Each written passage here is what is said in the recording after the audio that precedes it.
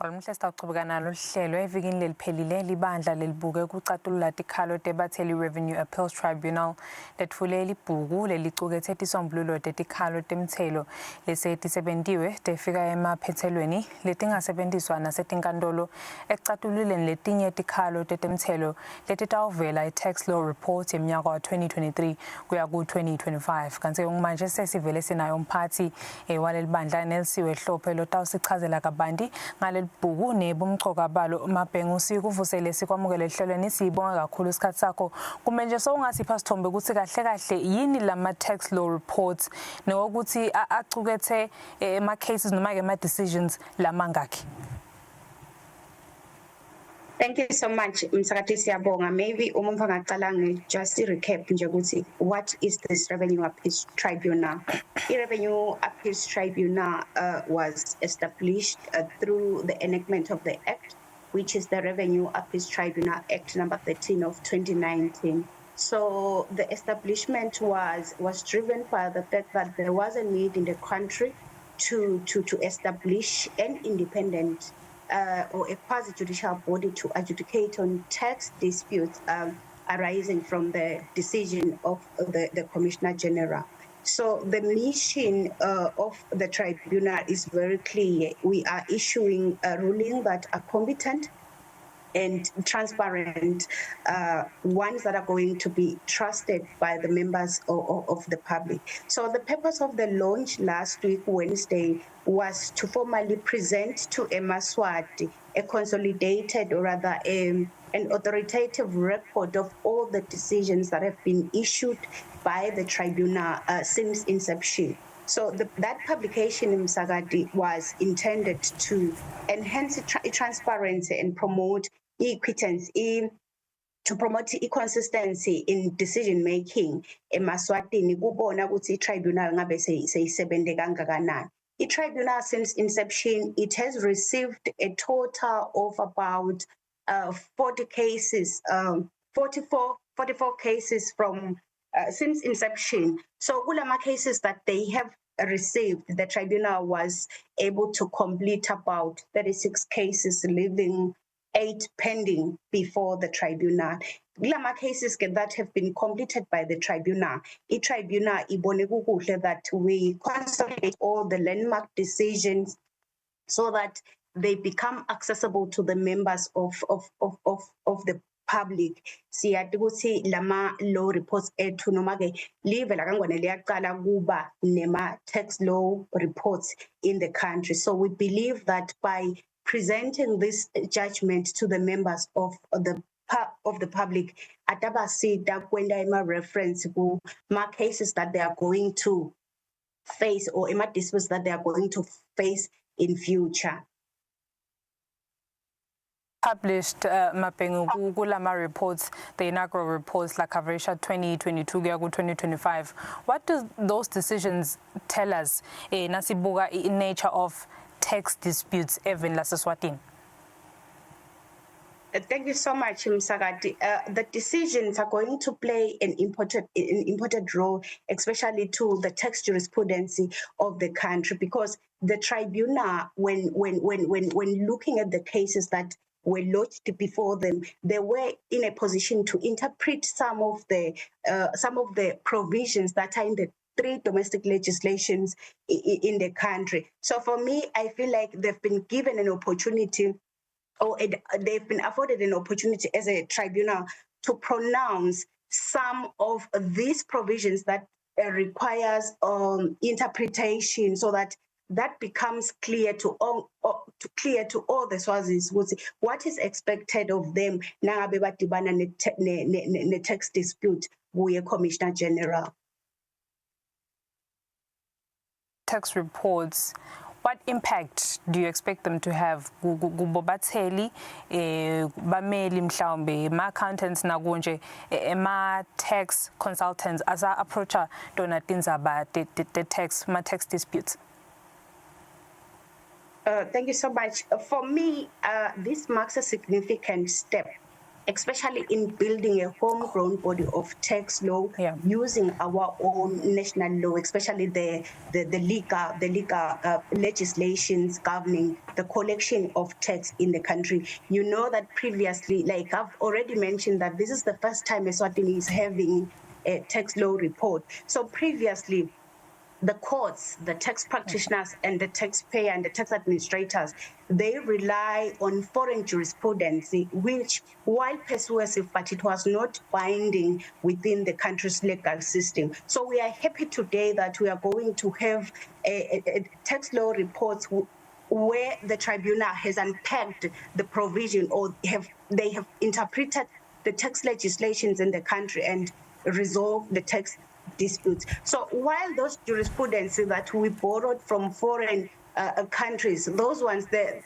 as much as they provide valuable guidance, but it can never replace a body of law developed within our own country. So we are happy that now going forward, the eMaSwati, they are going to use the tax law reports. Even I think at the university, they are going to use that as a reliable reference source in the development of the tax jurisprudence in the country.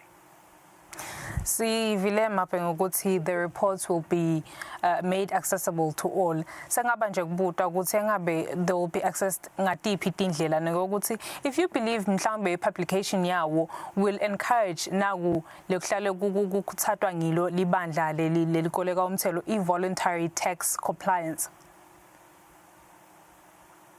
Leti jibo tethu umsakati titawusita kakhulu like ngishito ukuthi i-tribunal when deciding the matters bazame ngalokusemandleni ukuthi bacatulule noma ba-unpack some of the provisions which were not clear lebeka wasebenzisa yena Commissioner General nakakweleka wona umthelo. So nyalo going forward, taxpayer would know that nang dibena this kind of dispute ngidawati ukuthi ngidawusebenzisa miphi imithetho yami ukuze ngichallenge leyo maybe assessment yami le nginiketwe nguye Commissioner General. So atawudlala inzima lenkulu vele nasetikolweni kubo university ngoba lo mthetho i-tribunal izama ngalokusemandleni ukuthi iwuchache neku encourage yena taxman ukuthi these provisions that are not clear uyacela ukuthi at least they must develop guidelines that are going to unpack what the intention of the legislature kuleyo provision leyo. Are these in any way, Mapen, going to affect the way the Eswatini Revenue Service prepares, defends, or more so reviews its tax assessments? Yes, Msakati, lamanye alama provisions, what we've noted as a tribunal when adjudicating on the tax appeals, we noted gaps in the legislation. Some of the legislations are not clear what is expected kuye taxpayer nagasa bhatala wona umthelo wakhe noma alungisa wona emabhuku. Lokunye lesiphikile siphike ukuthi kunetimvo letikhona letifaka ekhatsi nyalo siyabona buma online services are being offered nala Swatini. Lo mthetho wethu ke washaywa lebo 1975 awumithi the global standard kulamanye ama provision, but i-tribunal played a role in terms of unpacking the provision, lama provision lawo neku encourage kuye taxman ukuthi for those provisions that are not clear siyacela lokuthi mane kube khona amendments lakendiwako so that going forward everything is clear. Nalokunye lesikubukile nje naku establishwa le organization, we were happy as a tribunal because we know that for fair justice, there must be a clear separation of powers. Without the separation of powers, udawukhanza ukuthi abasakhona ibo taxpayer kusebenta kahle noma mhlambe sebayavala titolo tabo ngekuthi umthetho kubo awusuko clear kahle. Lama law reports ethu Msakati ayatholakala. We have hard copies that we've printed esidawatshela eMaSwati where they can access those ones. Lamanye ayatholakala in our website where lama judgment ethu uploadiwe khona sisensitize bona bo taxpayer ukuthi if you come across a dispute lekanjena, you can use this judgment as a reference point ngoba i-tribunal seyizamile kuyi-unpack what it means. You've just hinted on the involvement of digital commerce. Among other issues, we do have cross-border transactions and emerging business models. How will the reports keep pace with such developments? Lama reports eTumsakati, they do have some cases unpacking those provisions that touches on issues, international, foreign services that are offered by foreign service providers. So sibana kokuthemba nje ukuthi emaswatata wafunza lama judgment ethu abone ukuthi i-tribunal itichache kanjani, especially leto timvo lesethengiswa online lati tholakala khona ukuthi ngabe livele kangwane ngeke lilahlekelwe imali letinengi if there is no amendment lendiwako to meet the global standard currently. Looking at the 44 appeals the tribunal has handled since its inception, what trends are emerging about tax compliance and tax administration in the country? Thank you so much, Msakati. I think this, for me, reflects the scope and complexity of the tax disputes falling within the tribunal statutory mandate. Like I mentioned, that the tribunal has diligently adjudicated and completed about 36 appeals.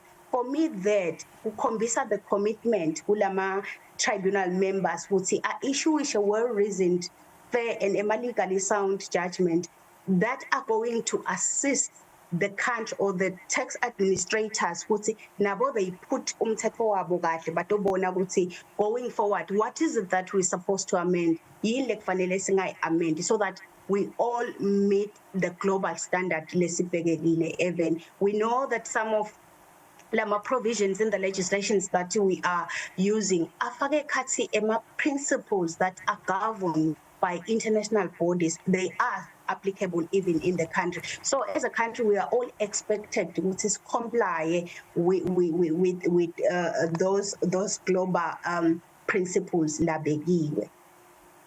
Fair enough, Mapengo, sitayibeka la inkulumo yethu. Sibonge kakhulu sikhathi sakho ngwalomhlelo loyo nguNelsiwe Hlophe longumphathi welibandla le-Revenue Appeals Tribunal asichazela kabandi kulandzela ukuthi evikini leliphelile ekwethulwa libhuku leli dona ke noma ke lelicukethe tisombululo netikhalo letikhona temthetho sitawusasa likhefu nasibuya luhlelo luyachubeka.